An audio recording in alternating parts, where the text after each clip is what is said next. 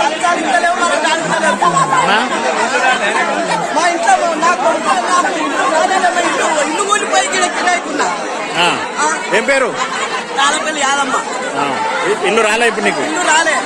నాకు ఇద్దరు కొడుకులు, పెద్ద కొడుకు చచ్చిపోయాడు, పెద్ద కొడుకు రాలే, చిన్న కొడుకు రాలే. ముగ్గురు ఇల్లు లేకుండానే ఉన్నాం.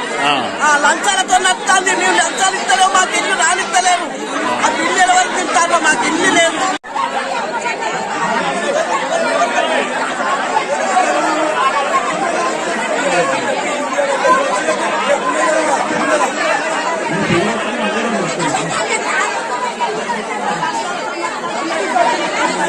లంచాలు ఇస్తలేవు, మనకు దానిస్తలేవు.